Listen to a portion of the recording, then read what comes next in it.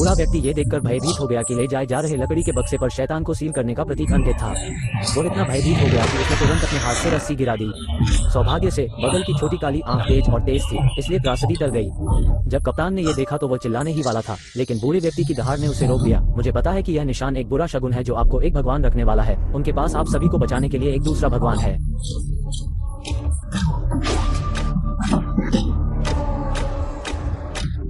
बूढ़े व्यक्ति की बात खत्म होने के बाद वह मुड़ा और कटघरे से बाहर चला गया। जैसा कि सभी जानते हैं, वो भी भाग गए। जैसे ही रात होती है, मालवाहक जहाज विशाल समुद्र में चला गया है और गहरे उदास मालवाहक भंडार में शैतान के निशान के साथ उत्कीर्ण लकड़ी का बक्सा अचानक हिलना शुरू कर देता है, जैसे कि कोई भयानक अस्तित्व है और वह टूटने वाला है। जमीन के आसपास के चूहों को भी मौत की सांस महसूस हुई और वे डर के मारे सभी दिशाओं में भाग गए। इस समय रात्रि गश्त के प्रभारी नाविक को भी एक भयावह दृश्य का पता चला। किसी समय डेक पर एक बड़ा छेद दिखाई दिया। जब वो सावधानी से जांच करने के लिए आगे बढ़ा तो उसे सीढ़ियों के नीचे छाया में एक काली आकृति पड़ी हुई मिली। रात में गश्त कर रहे नाविक ये देखकर भयभीत हो गए कि डेक पर कोई आ गया है। उसे एक बहुत बड़ा छेद मिला और जब वो उसे जांचने के लिए सावधानी से चला तो उसे अंधेरे कोने में एक काली आकृति पड़ी हुई मिली। ये देखकर नाविक ने अपनी कमर से खंजर निकाला। जैसे ही वो पता लगाने के लिए आगे बढ़ा, काली छाया ने अचानक छलांग लगा दी और लालच से उसके शरीर से सारा खून चूस लिया। उसी समय रीडर को भी पता चला कि कुछ गड़बड़ है। जब वो तेजी से गोदाम की ओर गया तो उसके सामने का दृश्य देखकर वो कांप उठा।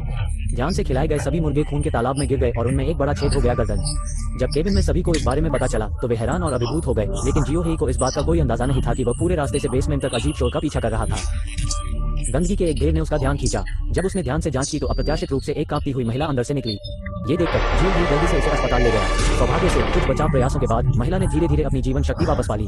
क्योंकि काम की दूरी बहुत दूर है, अप्रत्याशित रूप से जब वो उठी तो महिला पागल हो गई और उसने सभी से मालवाहक जहाज से भागने का आग्रह किया। उसने ये भी कहा कि अगर वे अंधेरा होने से पहले नहीं निकले तो कोई भी जीवित नहीं बचेगा। हालांकि महिला ने बड़े आश्वासन के साथ बात की, लेकिन सभी ने उसे पागल समझा और यहाँ तक कि उसे धक्का देकर जमीन पर गिरा दिया।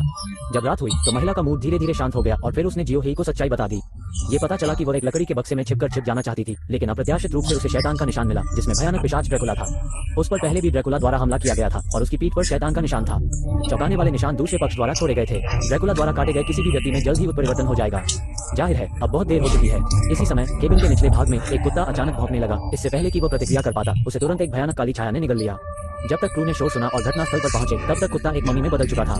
हालांकि जिस बात ने सभी को और अधिक भयभीत कर दिया वह ये थी कि मालवाहक जहाज को दुर्भाग्य से चरम मौसम का सामना करना पड़ा। चालक दल के 2 सदस्य पतवार का निरीक्षण करने के लिए जल्दी से डेक पर आए। इस बात से अनजान थे कि मौत चुपचाप आ रही थी। उन्होंने मौके पर ही एक साथी की दुखद मौत देखी और भयभीत नाविक जल्दी से बाल पर चढ़ गया, लेकिन फिर भी राक्षस के चंगुल से बच नहीं सका। जिस नाविक को काट लिया गया था वो जल्द ही बदल गया और शिकार की तलाश में केबिन के चारों ओर लड़खड़ाने लगा। दुर्भाग्य से कप्तान का बेटा उसके हमले का निशाना बन गया। सौभाग्य से महत्वपूर्ण क्षण में लड़का मुक्त हो गया और जल्दी से एक गुप्त कमरे में छिप गया।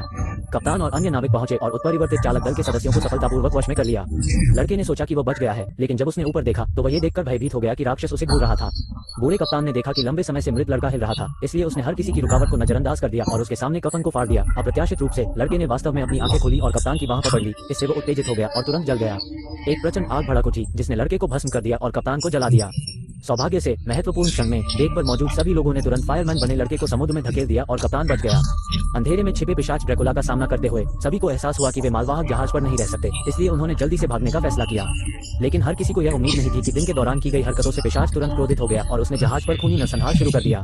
जल्द ही कप्तान और अन्य नाविकों का खून बह गया। केवल जियो हेई और कोई हुआ जीवित रह गए, लेकिन शक्तिशाली ड्रैकुला का सामना करते हुए मृत्यु केवल समय की बात थी। ये देखकर कि जियो हेई को पीड़ा होने वाली थी, चाकू जहीला हाथ, कोई हुआ ने तुरंत अपना चाकू निकाला, किनारे से फ्लिपर को काट दिया और तुरंत ऊपर लकड़ी के खंभे को चालू कर दिया, जिससे सीधे ड्रैकुला जहाज के धनुष पर चढ़ गया। वे दोनों बिना किसी हिचकिचाहट के समुद्र के उफनते पानी में कूद पड़े।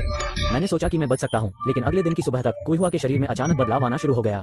अपने साथियों को चोट न पहुंचाने के लिए जियो हेई को अलविदा कहने के बाद कोई हुआ अकेले नाव पर चढ़ गई और सूरज के फैसले का सामना करने के लिए दूर चली गई।